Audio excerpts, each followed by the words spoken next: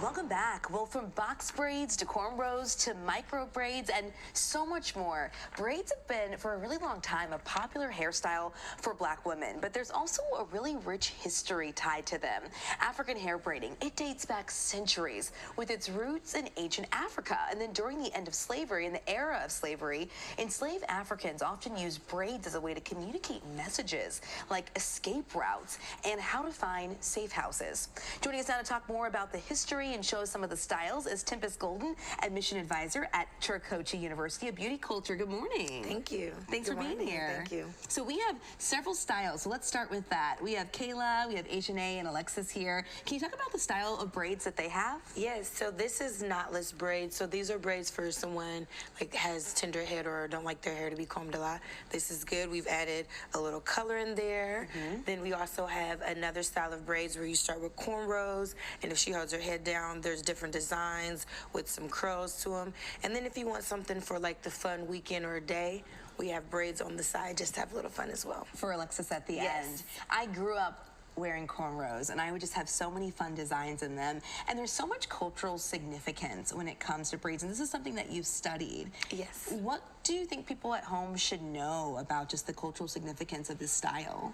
Absolutely. I think they should know where it originated and how you were explaining earlier that it was a different way to communicate. They were actually braiding different designs in there as ways to get out of slavery. So I think it's very important to understand that it's just not a style, but it really does express our culture, what we had to endure. And hair is such a form of expression. And what are some of the styles that you're really seeing popular right now when it comes to braids? Knotless for sure, especially with the color, but then our bohemian as well. So for those that want to have braids, but they want to have their hair out too, they want to go on vacation, these two styles are really, really popular, and that's really in right now. Oh my goodness, yes, on vacation, it's so tough. Yes. With hair on vacation, you're like, what am I going to do with it? So if you put it in braid, it's the easiest way to not really have to think about it much, right? Yes. And with teaching this style at Tricoci, is it something that's really important to keep going as far as keeping up with the styles of braiding there? Yes, I believe it's very important.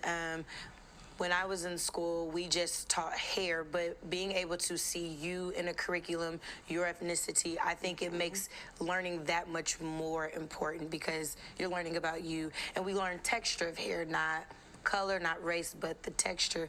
You can have any texture with any race. So I think it's very important to see you in a curriculum. And it has really evolved when it comes to hairstyling. Like you said, making sure that when you walk in a salon, more stylists know how to handle different textures, right? Absolutely. How have you seen that evolve?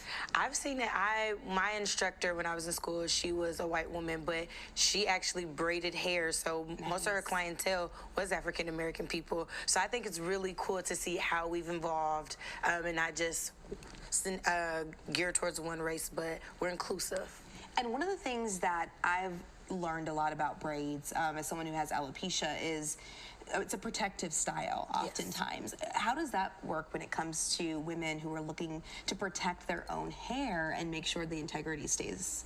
I think it's really good, like you said, for those that do have alopecia, it is a way to help disguise what you have going on with your scalp, but it is a way to protect your hair, help it grow, keep the heat out of it. Some people are big with no relaxers or anything, but it is a way for when the weather's changing, that does play a way and affect your hair, so I think it's very important. Okay.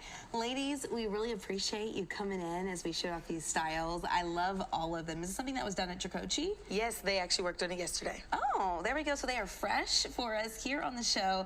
Thank you, ladies, and thank you, Tempest, for being here. Thank you for having me. If anyone wants to find out more, where can they find that information about Tricoci? They can go to our website, tricociuniversity.edu. We're all throughout the Midwest, so there's Indiana, Illinois, Wisconsin. They can come in, get their hair done, get a service, and we would love to have them. All right. Thank you so much for joining us, ladies. We appreciate you being here.